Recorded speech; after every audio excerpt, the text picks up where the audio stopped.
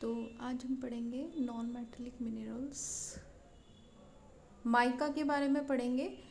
Mica एक mineral है जो सीरीज ऑफ प्लेट से बनता है, लीव से बनता है। वो बहुत जल्दी हम स्प्लिट कर सकते हैं थिन शीट्स में। मतलब इतनी थिन शीट्स होती हैं कि उन्हें हम लेयर्स में भी कन्वर्ट कर सकते हैं। ठीक है, माइका शीट जो होती है मतलब अगर कोई सिर्फ फ्यू सेंटीमीटर्स हाई होगा उसमें से भी हम बहुत सारी लेयर्स निकाल सकते हैं। ठीक है, वो clear, black, green, yellow, red, brown किसी भी कलर का हो सकता है। ठीक है, एक्सीलेंट डी इलेक्ट्रिक स्ट्रेंथ होती है इसमें। Low power of loss factor होता है, लो पावर लॉस, पावर कम खत्म होती है इसमें। इंसुलेटिंग प्रॉपर्टीज होती है और रेजिस्टेंस टू हाई वोल्टेज। और माइका जो है वो मोस्ट इंडिस्पेंसेबल मिनरल है, मतलब उसको अलग नहीं किया जा सकता इलेक्ट्रिक इंडस्ट्री में, इलेक्ट्रॉनिक इंडस्ट्री में। ठीक है, वो कहाँ है माइका जो डिपॉजिट्स है हमारी कंट्री में, वो कहाँ है? छोटा नागपुर प्लेटू में। ठीक है, कोदमगया हजारीबाग बेल्ट जो झारखंड की है वो लीडिंग प्रोड्यूसर है। राजस्थान की बात करें तो मेजर प्रोड्यूसिंग एरिया जो है वो अजमेर है। और नीलौर मीका बेल्ट जो है आंध्र प्रदेश की, वो भी एक इम्पॉर्टेंट प्रोड्यूसर है माइका का। ठीक है, अब रॉक मिनरल की बात करें तो लाइमस्टोन आता है। लाइमस्टोन जो है वो जिसमें कैल्शियम कार्बोनेट या कैल्शियम और मैग्नीशियम कार्बोनेट होता है, वो उससे बनता है। सेडिमेंट्री रॉक में मिलता है जियोलॉजिकल फॉर्मेशन की वजह से। और लाइमस्टोन जो है वो बेसिक रॉ मटेरियल है सीमेंट इंडस्ट्री का। सीमेंट इंडस्ट्री में बहुत ज़्यादा यूज़ किया जाता है और स्मेल्टिंग आयरन को पिघलाने में भी बहुत ज़्यादा काम आता है। तो ये ब्लास्ट फर्नेसेस में भी रखा जाता है। अब ये इन्होंने एरिया बता रखे हैं लाइमस्टोन के, कहाँ कहाँ प्रोड्यूस होता है। लार्जेस्ट प्रोड्यूसर अगर हम देखें तो राजस्थान है, फिर मध्य प्रदेश, आंध्र प्रदेश, ये सब है। और इसमें छत्तीसगढ़ में भी ज़्यादा 11% होता है, तेलंगाना, फिर महाराष्ट्र, तमिलनाडु, गुजरात, कर्नाटका, ये सब लीडिंग प्रोड्यूसर्स हैं। अब हेजार्डियस माइनिंग के हेजार्ड्स क्या हैं? देखो, लाइफ अनकंफर्टेबल हो जाती है लोगों की, हेल्थ पे और एनवायरनमेंट पे भी बहुत ज़्यादा इसका इफेक्ट पड़ता है। डस्ट और नॉक्शियस फ्यूम्स जो निकलते हैं और जो माइनर जो होते हैं वो उनको इनहेल करते हैं तो उसमें पल्मोनरी डिसीज हो जाती है। कोलैप्स, माइन की जो रूप होती है वे गिरने का डर रहता है। इंड्यूनेशन, फायर का भी डर रहता है, माइनर्स की जान को भी खतरा रहता है। वाटर रिसोर्स जो होता है वो उस जगह में कंटेमिनेटेड हो जाता है क्योंकि माइनिंग एक्टिविटी चलती रहती है। और वेस्ट का डंप होना, स्लरी, उसकी वजह से डिग्रेडेशन ऑफ लैंड, सॉइल और ज़्यादातर स्ट्रीम्स और रिवर्स जो एरिया की होंगी वो सब क्या हो जाएंगी? पल्यूटेड हो जाएंगी। इन्होंने झारिया टू बी मतलब एक न्यूज़पेपर कटिंग बता रखी है कि कैसे मतलब अनसेफ होती जा रही है माइनिंग। हमें स्ट्रिक्ट सेफ्टी रेगुलेशन लाने पड़ेंगे, एनवायरमेंटल लॉज लेके आने पड़ेंगे, जिससे ये इंडस्ट्री, माइनिंग इंडस्ट्री जो है वो एक किलर इंडस्ट्री ना बन जाए। ठीक है, अब हम पढ़ेंगे कंजर्वेशन ऑफ मिनरल। हम मिनरल्स को कैसे बचा सकते हैं? ठीक है, क्यों? क्योंकि हमारी जो लाइफ है वो ज़्यादा डिपेंड है, वो इंडस्ट्री, एग्रीकल्चर पे ही डिपेंड, सॉरी इंडस्ट्री और एग्रीकल्चर जो है वो मिनरल डिपॉजिट्स पे ही डिपेंड है और उनकी मैन्युफैक्चरिंग होना बहुत ज़रूरी है। तो वर्केबल मिनरल डिपॉजिट जो है वो बहुत कम है, मतलब अर्थ क्रस्ट पे उनका परसेंटेज बहुत कम है, 1% ही है। तो और उनको हम बहुत ज़्यादा रेपिडली कंज्यूम करते जा रहे हैं, ख़त्म करते जा रहे हैं और इनको रिप्लेनिश होने में बहुत ज़्यादा मिलियंस ऑफ ईयर लग जाएंगे दोबारा से बनने में। और मतलब ये जियोलॉजिकल प्रोसेस जिससे फॉर्मेशन होगा वो बहुत स्लो है क्योंकि उनको हम बहुत जल्दी जल्दी ख़त्म करते जा रहे हैं। ठीक है, हाँ, कंजम्पशन ज़्यादा हो रही है और रिप्लेनिश जल्दी जल्दी होते जा रहे हैं। मिनरल रिसोर्सेज जो है वो फाइनाइट है, नॉन रिन्यूएबल है। रिच मिनरल रिसोर्स है वो एक्सट्रीमली वैल्यूएबल है और शॉर्ट लिव पोसेशन है, मतलब हमारे हाथों में वो ज़्यादा टाइम तक नहीं रहेंगे। और ऐसे ही अगर हम कंटिन्यू एक्सट्रैक्ट करते रहेंगे तो कॉस्ट जो मिनरल की है वो धीरे धीरे बढ़ती जाएगी, ठीक है, और क्वालिटी कम होती जाएगी, क्योंकि जैसे जैसे हम माइनिंग के डीप करते रहे, डीप स्कैर्स हम पृथ्वी पे छोड़ देते हैं और कहीं ना कहीं उससे हमारी हाँ जो है क्वालिटी जो है उसकी ख़त्म हो जाती है, ठीक है। हमें एफर्ट्स डालने ही पड़ेंगे सस्टेनेबल और प्लान्ड तरीके से, जिससे हम उनका यूज़ कर सकें। इम्प्रूव टेक्नोलॉजी का यूज़ करना पड़ेगा, ठीक है, जिससे लो ग्रेड और है उनको भी हम लो कॉस्ट पे उनसे एक्सट्रैक्ट कर सकें, ठीक है। रिसाइकल करो, स्क्रैप मेटल और अदर सब्सटीट्यूट का यूज़ करो, जिससे हम मिनरल को फ्यूचर जनरेशन के लिए भी छोड़ सकें। एनर्जी रिसोर्स भी हर एक एक्टिविटी में चाहिए होता है, चाहे वो कुकिंग हो, लाइट हो, हीट हो, व्हीकल को चलाना हो, मशीनरी को चलाना हो, इंडस्ट्री में, उन सब के लिए एनर्जी का ज़रूरी होना होता है, ठीक है। वो फ्यूल मिनरल हो जैसे कोल, पेट्रोलियम, नेचुरल गैस, यूरेनियम या फिर इलेक्ट्रिसिटी हो, उनसे हम एनर्जी प्रोड्यूस कर सकते हैं, ठीक है। अब एनर्जी को हम दो पार्ट में डिवाइड करते हैं, एक कन्वेंशनल होती है, एक नॉन कन्वेंशनल। कन्वेंशनल सोर्स जैसे फायरवुड, कैटल डंग केक, कोल, पेट्रोलियम, नेचुरल गैस, इलेक्ट्रिसिटी जैसे हाइडल या थर्मल दोनों हो सकती है। अब नॉन कन्वेंशनल सोर्स क्या होते हैं, जैसे solar, wind, tidal, geothermal, biogas, atomic energy, ये सब, ठीक है। रूरल इंडिया में तो ज़्यादातर फायरवुड और कैटल काउडंग केक जो होता है उसका यूज़ किया जाता है as a source of energy, ठीक है। 70% जो है वो एनर्जी जो रिक्वायर्ड रूरल हाउस होल्ड में होती है वो इन दोनों से ही होती है, लेकिन उनका यूज़ करना कंटिन्यूअसली वो डिफ़िकल्ट हो गया है, क्योंकि फॉरेस्ट एरिया कम हो गया है, फायर वर्क नहीं मिलेगा, और काउडंग केक का भी डिस्करेजमेंट होता है, क्योंकि वो मेन्योर की तरह भी हम अल्टरनेट यूज़ कर सकते हैं उसका, तो एग्रीकल्चर में उसका यूज़ हो जाता है, तो अब उसे हम एज ए एनर्जी नहीं यूज़ कर पाएंगे ज़्यादा। अब हम दोनों तरीके पढ़ते हैं। कन्वेंशनल सोर्स ऑफ एनर्जी जैसे कोल क्या है, अबंडेंटली अवेलेबल है, फॉसिल फ्यूल है, और हमारी नेशन का बहुत सब्सटेंशियल पार्ट जो है वो कोल प्रोवाइड करता है एनर्जी के रूप में। तो पावर जनरेशन में, सप्लाई एनर्जी इंडस्ट्रीज़ वगैरह को डोमेस्टिक पर्पस के लिए ये सब कोल प्रोवाइड करता है।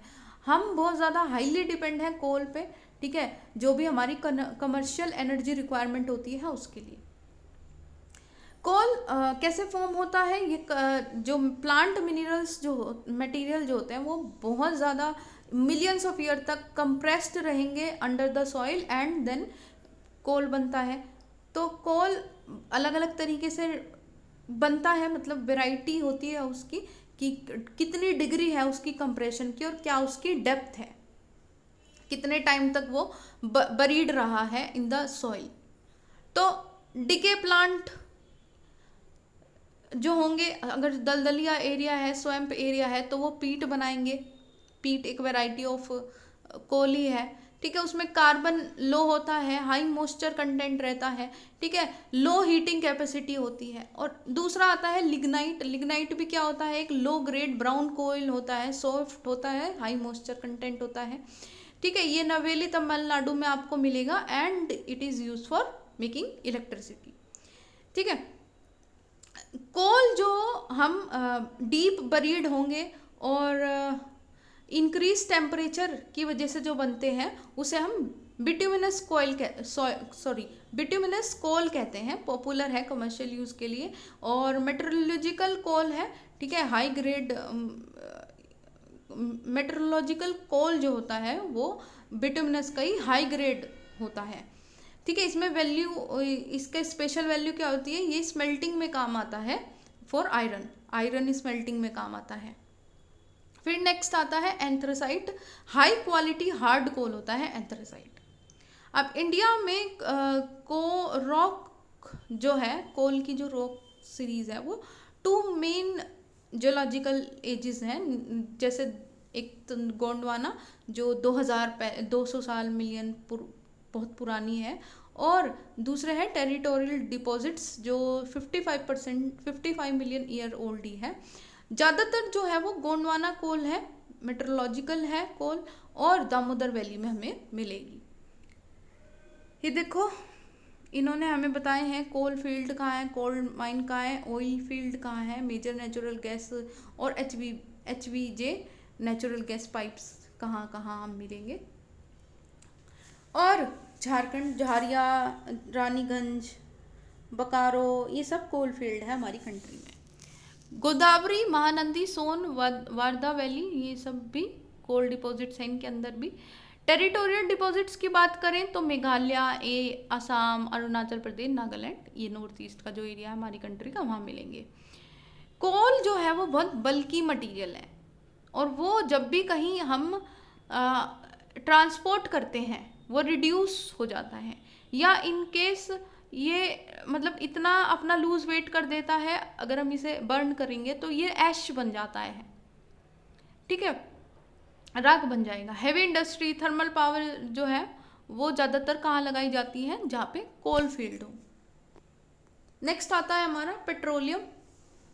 पेट्रोलियम या मिनरल ऑयल जो है वो मेजर एनर्जी सोर्स है कोल के बाद, ठीक है।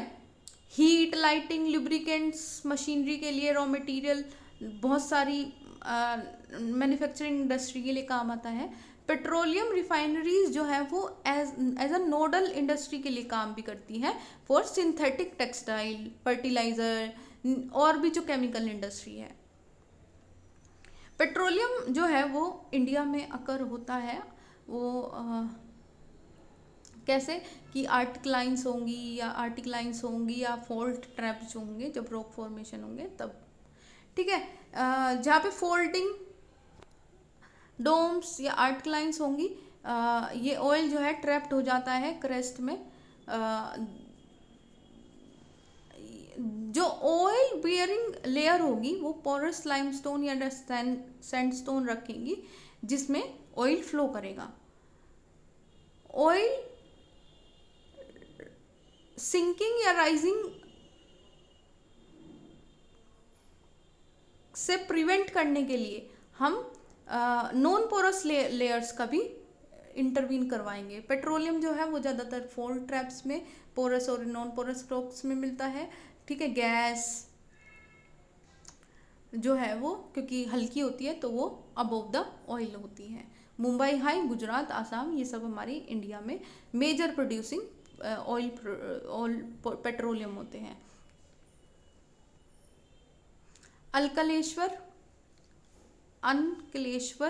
जो है गुजरात में वो मेजर ऑयल फील्ड है। असम जो है वो भी ओल्डेस्ट ऑयल प्रोड्यूसिंग स्टेट है। दिग्बोय, नाहरकटिया, मरोन, हुगरीजन, ये सब इम्पोर्टेंट ऑयल फील्ड है। नेक्स्ट आता है नेचुरल गैस। नेचुरल गैस क्या है? इनमें भी पेट्रोलियम डिपॉजिट मिलेंगे और क्रूड ऑयल के साथ रिलीज होती है ये सरफेस पे। ये हम डोमेस्टिक या इंडस्ट्रियल यूज़ के लिए भी यूज़ कर सकते हैं, पावर जनरेशन में भी काम आती है, इलेक्ट्रिसिटी के लिए और हीटिंग पर्पस के लिए, रॉ मटेरियल के लिए भी काम आ सकती है, केमिकल, पेट्रोकेमिकल, फर्टिलाइजर इंडस्ट्री पे, और एज अ ट्रांसपोर्ट फ्यूल या कुकिंग फ्यूल के लिए भी काम आ सकती है। लोकल सिटी वगैरह जो है वो गैस डिस्ट्रीब्यूशन नेटवर्क का काम करते हैं। नेचुरल गैस जो है वो as a transport fuel, CNG वगैरह, cooking fuel, PNG at home, और इन सब के लिए काम आती है। इंडिया के मेजर गैस रिजर्व जो है वो मुंबई हाई, एलाइट फील्ड, इन सब में मिलती है। वेस्टर्न कोस्ट में मिल जाती है ना, कैम्बे बेसिन में मिल जाती है, ईस्ट कोस्ट, न्यू और कृष्णा गोदावरी बेसिन में मिल जाती है। 1700 किलोमीटर लॉन्ग हजारिया विजयपुर जगदीशपुर जो क्रॉस बनाया गया था गैस पाइपलाइन का, उसे हम गेल भी कहते हैं, ठीक है। ये Mumbai high basin gas field इन सबको लिंक करता है। Fertiliser, power industry complexes western और इंडियन नॉर्दर्न इंडिया में कोई लिंक करता है, ठीक है। और ये हमें इंडियन गैस मार्केट का डेवलपमेंट होता है इससे हमारा, और इंडिया गैस का इंफ्रास्ट्रक्चर जो है वो 10 टाइम्स बढ़ता जा रहा है, ठीक है। और मतलब 18,500 किलोमीटर तक पहुंच गया, और सून हम ये भी सोच रहे हैं कि हम 34,000 किलोमीटर तक उसको लिंक कर देंगे फिर, और हमारी नॉर्थ ईस्ट स्टेट को भी हम लिंक कर देंगे। नेक्स्ट है electricity, wide range of application. Per capita consumption क्या है वो कहीं ना कहीं इंडेक्स होता है as a of develop, index of development भी बनता है, मतलब कितनी कंट्री इलेक्ट्रिसिटी कंज्यूम कर रही है, इससे पता चलता है कि कंट्री का डेवलपमेंट कितना है। इलेक्ट्रिसिटी ज़्यादातर दो तरीके से, एक तो हम रनिंग वाटर जिसे हम हाइड्रो इलेक्ट्रिसिटी, इसमें हम टरबाइन को घुमाते हैं, या फिर हम बर्निंग ऑफ अदर फ्यूल जैसे कोल, पेट्रोलियम, इन्हें हम थर्मल पावर भी कहते हैं। इसमें भी हम टरबाइन घुमाते हैं, लेकिन with the help of coal, petroleum and natural gas, ठीक है। हाइड्रो इलेक्ट्रिसिटी फास्ट, इसमें क्या होता है, फास्ट फ्लोइंग वाटर को करते हैं, ये रिन्यूएबल रिसोर्स है, और मल्टीपर्पज़ प्रोजेक्ट जैसे Bhakra Nangal, Damodar valley, Kopili hydel project, इन सब से प्रोड्यूस की जाती है। Thermal power, coal, petroleum, natural gas, ठीक है, नॉन रिन्यूएबल फॉसिल फ्यूल का यूज़ किया जाता है फॉर जनरेटिंग इलेक्ट्रिसिटी। ये सब इन्होंने न्यूक्लियर और थर्मल पावर प्लांट बता रखे हैं। नेक्स्ट आता है non conventional source of energy, ठीक है। नॉन कन्वेंशनल मतलब जो पुराने नहीं हैं, नए हैं, अभी बनाने शुरू किए हैं, इनका हम पहले यूज़ नहीं करते थे, धीरे धीरे हमने शुरू करा है। जैसे क्योंकि कंजम्पशन जो है वो धीरे धीरे बढ़ती जा रही है, ठीक है, तो हम ज़्यादा फॉसिल फ्यूल पे डिपेंड थे, कोल, ऑयल, गैस पे, और इनके प्राइसेस बहुत ज़्यादा बढ़ते जा रहे थे, ठीक है। तो हमारी एनर्जी की सप्लाई भी धीरे धीरे कम होती जा रही थी। तो अब अगर सप्लाई एनर्जी की कम होगी तो हमारी नेशनल इकोनॉमी पे भी बहुत ज़्यादा फर्क पड़ेगा, और अगर हम फॉसिल फ्यूल को ज़्यादा यूज़ करेंगे तो हमारी एनवायरमेंटल प्रॉब्लम्स भी होंगी, ठीक है। तो हमें रिन्यूएबल सोर्स की भी ज़रूरत थी, जैसे solar energy, wind, tide, biomass, mass energy from waste material, इन सब की भी ज़रूरत थी। इन्हें हम नॉन कन्वेंशनल एनर्जी रिसोर्स कहते हैं, ठीक है। इंडिया में अबंडेंस है सनलाइट, वाटर और बायोमास, क्योंकि हम ट्रॉपिकल एरिया में आते हैं, ठीक है, सब ट्रॉपिकल। और हमारी कंट्री में लार्जेस्ट प्रोग्राम्स भी डेवलप किए गए हैं जिससे हम नॉन रिन्यूएबल रिसोर्सेज को डेवलप कर पाएँ। इसमें हमारा आता है पहला न्यूक्लियर एनर्जी, एटॉमिक एनर्जी, ठीक है। इसमें हम अल्टरिंग करेंगे स्ट्रक्चर ऑफ एटम्स से, ठीक है। जब ये अल्टरेशन होगा, एनर्जी रिलीज होती है हीट के रूप में, उससे हम एनर्जी प्रोड्यूस करेंगे, ठीक है, इलेक्ट्रिसिटी। यूरेनियम, थोरियम, ये जो कि बहुत ज़्यादा झारखंड और अरावली रेंज में, राजस्थान में होते हैं, उससे हम न्यूक्लियर पावर बना सकते हैं, ठीक है। मोनाजाइट सैंड जो केरला की है, उसमें थोरियम बहुत ज़्यादा है। सोलर एनर्जी की बात करें, ट्रॉपिकल कंट्री हमारी तो बहुत ज़्यादा, हमारा सोलर रेज बहुत ज़्यादा आती है। फोटोवोल्टिक टेक्नोलॉजी जो है वो कन्वर्ट कर देती है सनलाइट को डायरेक्टली इनटू इलेक्ट्रिसिटी, ठीक है। फास्ट है, धीरे धीरे हम पॉपुलर बनते जा रहे हैं, ठीक है। हमारी कंट्री में गुरुग्राम में इंटरनेशनल सोलर अलायंस का हेडक्वार्टर भी है, ठीक है। तो हम धीरे धीरे सोलर एनर्जी पे बहुत ज़्यादा फोकस कर रहे हैं। हम अलग अलग कंट्रीज़ में, अलग अलग स्टेट्स में, डिफरेंट पार्ट्स में ये सब बढ़ाते जा रहे हैं। उसके साथ साथ rural house hold, fire work, ठीक है, इन सब क्या बताएं, बिग सोलर प्लांट है, इनमें हम डिफरेंट पार्ट्स ऑफ इंडिया में यूज़ कर रहे हैं, जिससे हमारी जो डिपेंडेंस है रूरल हाउस होल्ड की, जो ज़्यादातर काउडंग केक या फायरवुड पे थे, ठीक है, उन पे भी डिपेंड होना कम हो रहे हैं, क्योंकि उनके अल्टरनेट यूज़ थे, तो उसको हम वहाँ यूज़ कर रहे हैं। नेक्स्ट आता है विंड पावर। विंड पावर जो है बहुत ज़्यादा पोटेंशियल है। लार्जेस्ट विंड फार्म है तमिलनाडु में, नगरकोली से मदुराई तक, ठीक है। आंध्र प्रदेश, कर्नाटका, गुजरात, केरला, महाराष्ट्र, लक्षद्वीप, ये भी बहुत सारे विंड फार्म्स हैं। नगरकोली और जैसलमेर का जो है वो effective use of wind energy के लिए जाना जाता है। नेक्स्ट आता है बायोगैस। शब्द farm waste, animal, human waste, ये सब क्या कर सकते हैं, बायोगैस प्रोड्यूस कर सकते हैं। किसके लिए, डोमेस्टिक कंजम्पशन के लिए, वो भी रूरल एरियाज में। डिकम्पोजिशन ऑफ ऑर्गेनिक मैटर, उनसे क्या होगा, गैस प्रोड्यूस होती है। हायर थर्मल एफिशिएंसी होती है उनमें, अगर हम कैरोसिन से उन्हें कंपेयर करें, काउ डंग केक, चारकोल, इन सब से। बायोगैस प्लांट जो है म्यूनिसिपल, कोऑपरेटिव्स या इंडिविजुअल लेवल पे हम बना सकते हैं, ठीक है। काउ डंग केक से अगर कोई बन रहा है प्लांट तो उसे हम गोबर गैस प्लांट भी बोलते हैं रूरल इंडिया में। तो दो बेनिफिट है, एक तो फार्मर्स को एनर्जी मिलेगी और ये इम्प्रूव भी करता है क्वालिटी ऑफ मेन्योर। उसे हम जो उसका बाद में अगर कुछ एक्स्ट्रा बच जाता है उसे हम एज अ मेन्योर की तरह भी काम कर सकते, यूज कर सकते हैं, ठीक है। बायोगैस बहुत most efficient use of cow dung है, ठीक है। क्वालिटी इंप्रूव कर देता है मेन्योर की, और लॉस ऑफ ट्रीज, मेन्योर, ठीक है, उनका बर्निंग भी कम हो जाता है। Tidal energy, tidal energy ocean tides जो है उससे हम एनर्जी क्रिएट कर सकते हैं। फ्लड गेट डैम्स बनाए जाते हैं इनलेट्स में। हाई टाइड जब आएंगी, फ्लो होगा इनलेट्स में और वो ट्रैप कर लेगा एनर्जी को और गेट बंद हो जाएगा, ठीक है। जब टाइड फॉल होंगे outside the gate, the water क्या करेगा, रिटेन कर लेगा फ्लड गेट को बैक टू सी, किसके थ्रू, पाइप्स के थ्रू, ठीक है। उससे फिर टरबाइन घूमेगा और हमारा पावर जनरेशन होगा।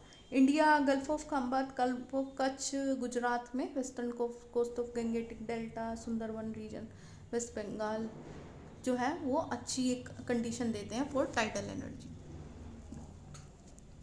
नेक्स्ट आता है geothermal energy. Heat, electricity produced जो हम करते हैं from interior of the earth, उसे हम जियोथर्मल एनर्जी कहते हैं, ठीक है। ये क्योंकि अर्थ जो है वो धीरे धीरे गर्म होता है एज वी डिग डीपर, जितना हम धरती के अंदर जाएंगे उतनी हमें हॉट मिलेंगी, क्योंकि वहाँ पे क्या है, मोल्टन मैग्मा है। जियोथर्मल ग्रेडियंट हाई होते हैं वहाँ पे, हाई टेम्परेचर जो है वो हमें मिलता है। ग्राउंड वाटर भी, वो भी हीट को ऑब्जॉर्व करता है रॉक से और वहाँ पे वो हॉट हो जाता है। तो अगर वो हॉट जो गर्म पानी है वो अगर सरफेस पर जाए उसे हम हॉट स्ट्रीम्स भी कहते हैं, ठीक है। वो भी हम क्या कर सकते हैं, टरबाइन्स घुमवा के और हम इलेक्ट्रिसिटी जनरेट कर सकते हैं, ठीक है। सेवरल 100 हॉट स्प्रिंग है इंडिया में, ठीक है। वो किस लिए यूज़ हो सकती है, इलेक्ट्रिसिटी के लिए हो सकती हैं। 2 एक्सपेरिमेंटल प्रोजेक्ट्स बनाए गए थे जिससे हम जियोथर्मल एनर्जी बना सके। पहला था पर्वती वैली, मणिकर्ण जो हिमाचल प्रदेश में है, और दूसरा जो है वो पुगा वैली लद्दाख में है। नेक्स्ट जो इम्पोर्टेंट टॉपिक है वो है कंजर्वेशन ऑफ एनर्जी रिसोर्स, कि कैसे हम एनर्जी को कंजर्व कर सकते हैं, बचा सकते हैं। एनर्जी वो हमारी बेसिक रिक्वायरमेंट है, ठीक है, हमारे इकोनॉमिक डेवलपमेंट के लिए, ठीक है। जो हमारे कोई भी सेक्टर है, नेचुरल इकोनॉमिक, नेशनल इकोनॉमिक का, एग्रीकल्चर हो, इंडस्ट्री हो, ट्रांसपोर्ट हो, कमर्शियल हो, डोमेस्टिक हो, सबके लिए हमें किस चीज़ की ज़रूरत होती है, एनर्जी की लिए ज़रूरत होती है। इकोनॉमिक डेवलपमेंट जो है उस हर एक चीज़ के लिए हमें एनर्जी की ज़रूरत पड़ेगी। तो धीरे धीरे जैसे जैसे हमने इकोनॉमिक डेवलपमेंट भी किया तो हमें एनर्जी की भी ज़रूरत ज़्यादा पड़ने लगी, ठीक है। तो हमें एक सस्टेनेबल पाथ चूज़ करने की बहुत ज़्यादा ज़रूरत है। अगर हम सस्टेनेबल पाथ चूज़ नहीं करेंगे तो हम अपने लिमिटेड रिसोर्सेज को बिल्कुल ख़त्म कर देंगे और हमारी फ्यूचर जनरेशन के पास कुछ भी नहीं रहेगा, ठीक है। तो हमें रिन्यूएबल एनर्जी रिसोर्सेज जो है उन पे जाना पड़ेगा। लीस्ट एनर्जी एफिशिएंट कंट्री में हम गिने जाते हैं। ठीक है, हमें अच्छी जुडिशियस अप्रोचेस पे जाना पड़ेगा जिससे हम क्या कर सकें, एनर्जी को बचा सकें। आज के टाइम में अगर बात करें तो हम कहीं ना कहीं धीरे धीरे बहुत सारी ऐसी जो एग्रीमेंट्स वगैरह होते हैं उनमें हम पार्ट करते हैं और हम अच्छे अच्छे टारगेट्स भी लेते हैं और उनको अचीव भी कर रहे हैं। ठीक है, तो हम कैसे कर सकते हैं, पब्लिक ट्रांसपोर्ट का यूज़ कर सकते हैं, स्विच ऑफ कर सकते हैं इलेक्ट्रिसिटी को जब भी लाइट का ज़रूरत ना हो, पावर सेविंग ड्राइव्स का यूज़ कर सकते हैं, नॉन कन्वेंशनल सोर्सेज का यूज़ कर सकते हैं, क्योंकि energy saved is energy produced. Thank you for watching. If you like the video, please share, like, share, subscribe. Thank you.